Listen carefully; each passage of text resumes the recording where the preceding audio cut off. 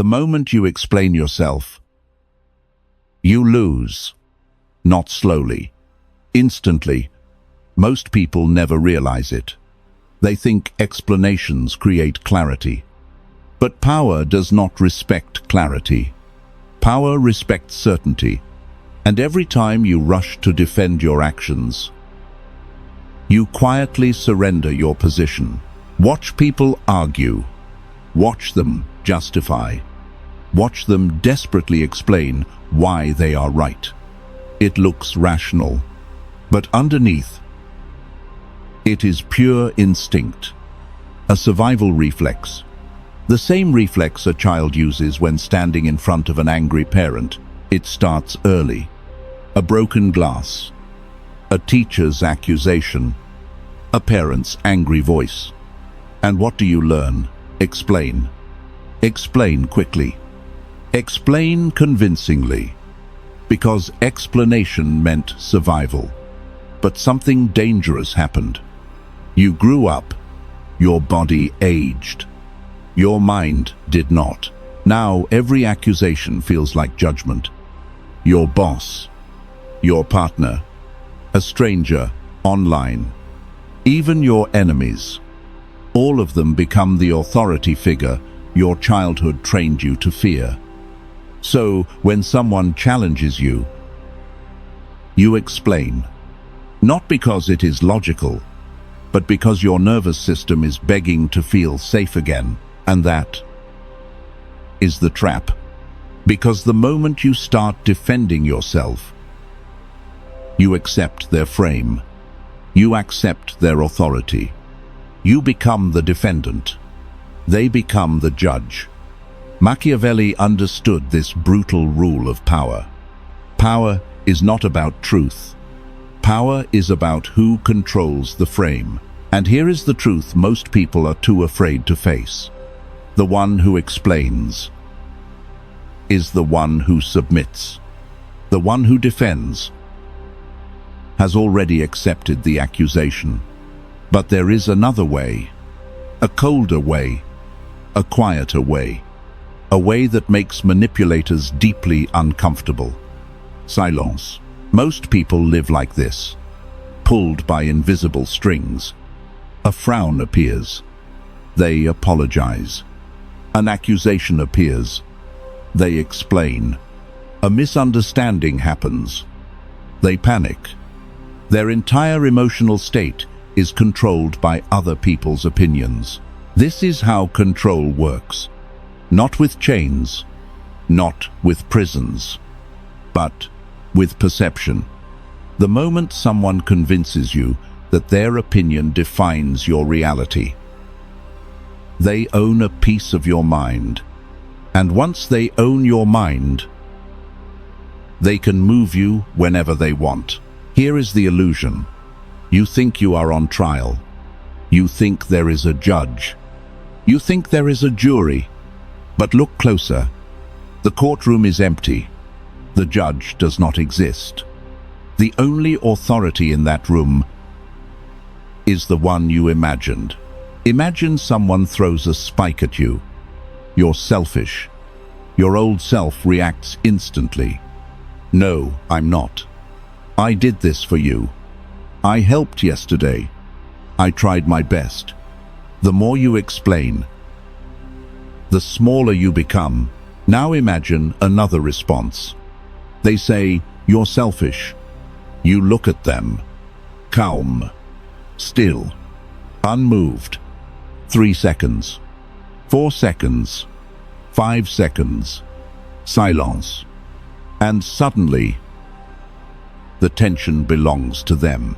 Silence is a mirror, and most people are terrified of what they see inside it.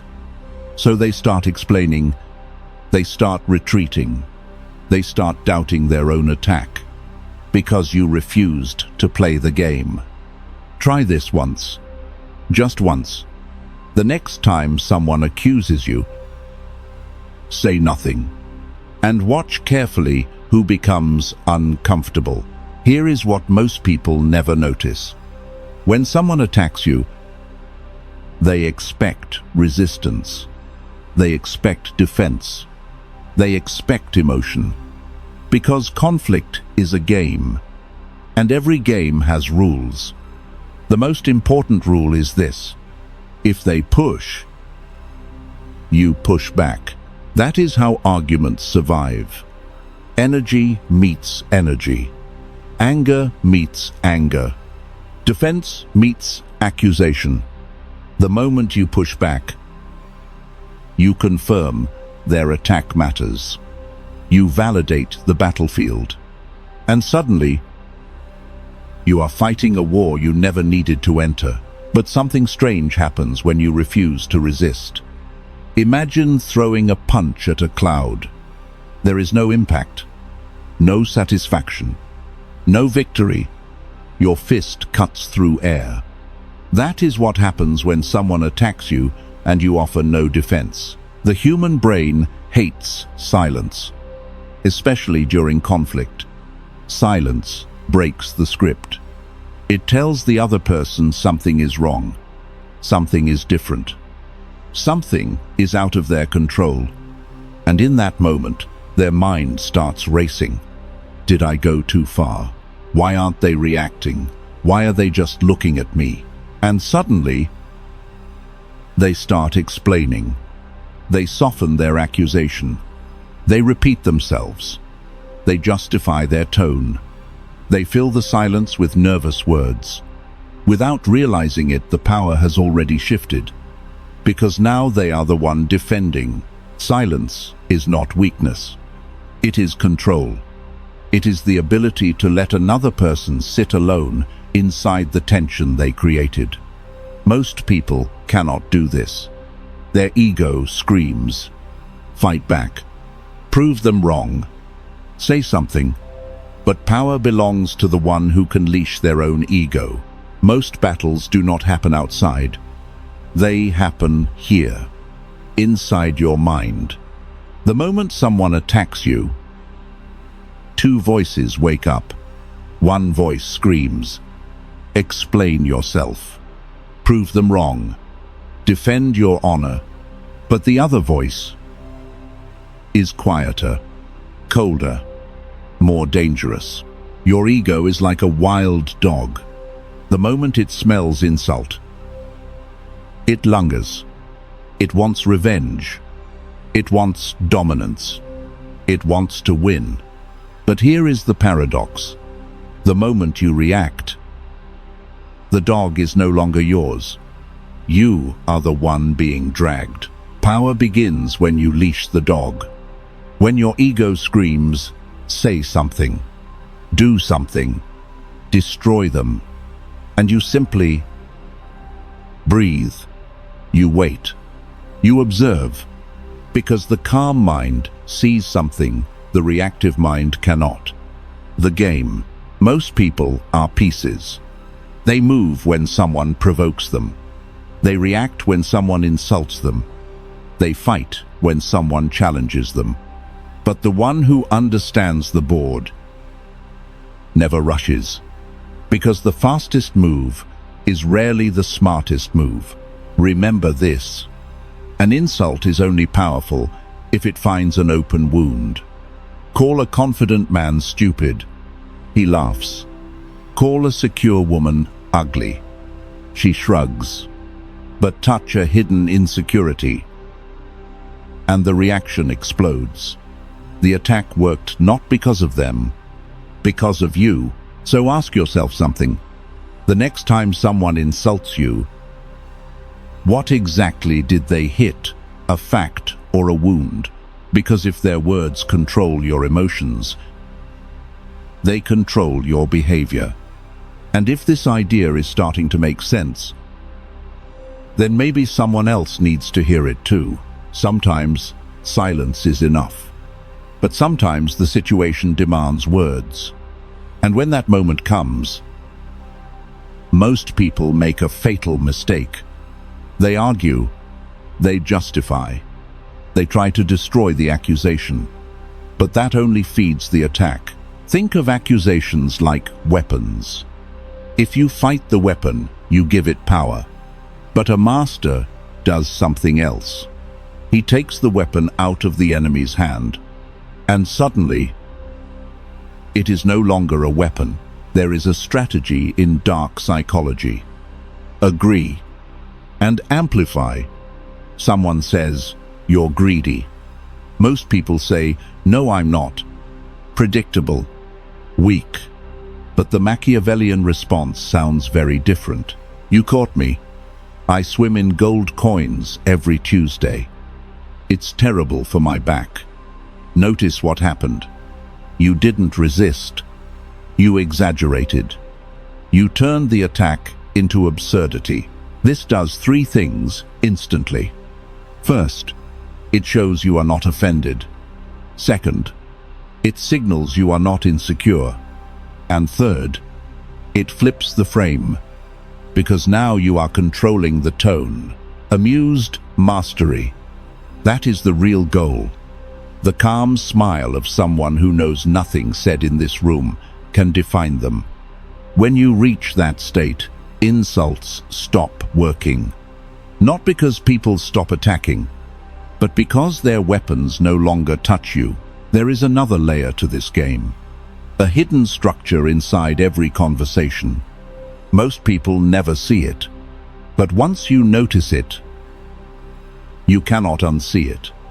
Every conflict quietly creates two roles: the judge and the defendant. The judge asks questions. Why did you do that? What were you thinking? Who do you think you are? And the defendant does what defendants do. They answer. They explain. They justify. And every answer pushes them deeper into the role of the accused. But the Machiavellian mind does something radical. It refuses the role. It steps out of the defendant's chair, and suddenly the conversation changes. Because the person asking the questions is the one holding power. Imagine this moment.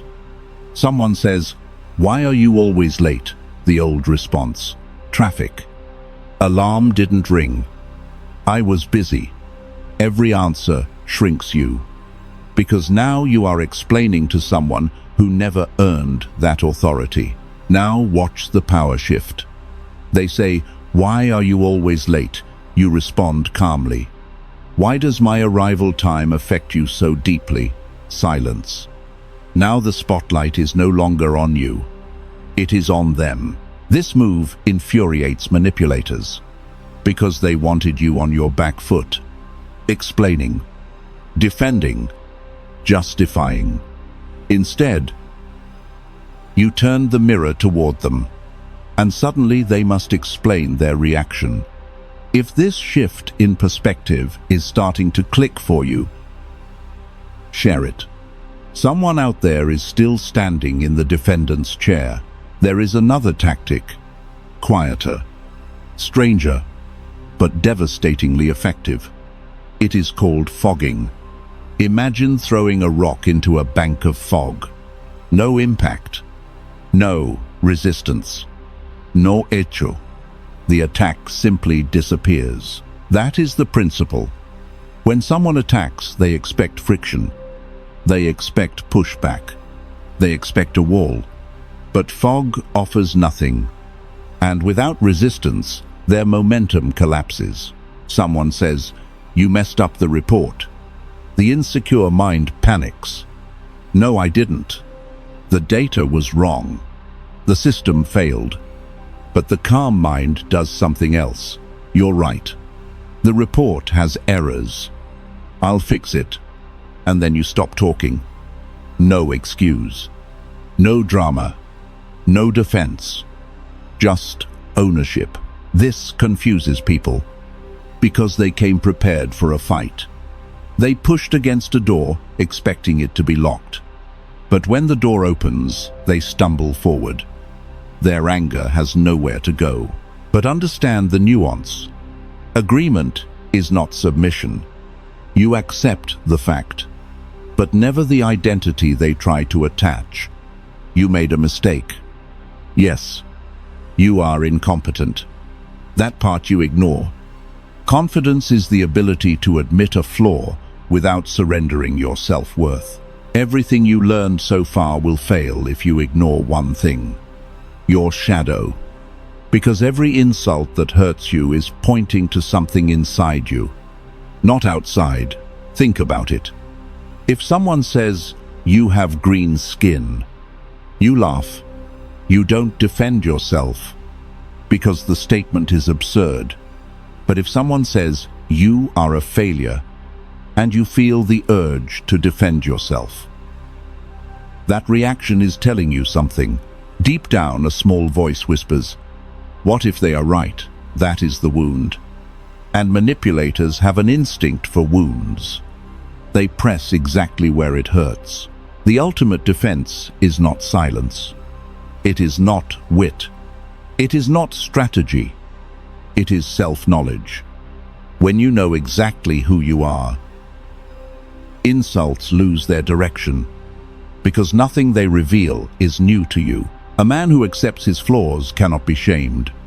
A woman who has faced her darkness cannot be exposed, because shame only survives in the places we refuse to look at. When you integrate your shadow, something strange happens. People lose their leverage, because the things they try to expose are already owned by you. And a person who has nothing to hide is very difficult to control. Now comes the real test. Not theory, not philosophy. Practice. Because ideas are easy, silence is not. The moment someone misunderstands you, your mind will itch. Explain it, fix it, clarify everything. That urge is the addiction. For your entire life, you were trained to manage other people's perceptions. Be the good one. Be the reasonable one. Be the one who explains everything. So they understand you. So they approve. So they accept you. But power begins the moment you stop chasing understanding. So here is the challenge. For the next 7 days, play a game. The game of no defense. If you are late, say this: "I'm late." Nothing more. You spill coffee. Say this: "I spilled the coffee." No story. No excuse. No performance. Just the fact. Let the silence sit where the explanation used to be. Watch what happens. At first, people feel confused. Then, slightly uncomfortable. And then, something strange appears. Respect. Because certainty is magnetic. And nothing radiates certainty like someone who does not need to explain themselves. You are not a defendant. You are not a performer. You are not here to manage other people's interpretations. You are here to live from your own center. And once you do that, something powerful happens. You stop reacting, and you start choosing. Most people live their entire lives inside invisible cages.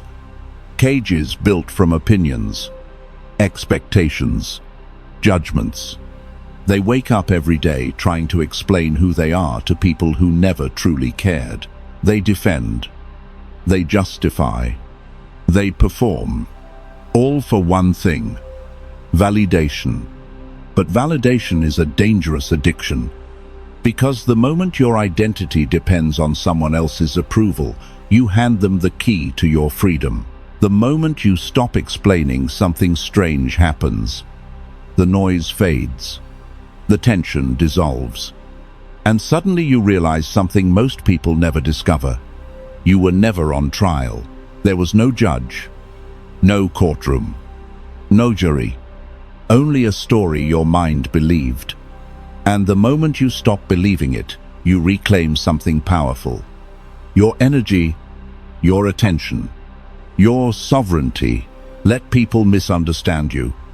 Let them guess. Let them project. Your job is not to manage their perception. Your job is to remain unmoved by it. Remember this: the one who explains surrenders. The one who reacts loses control.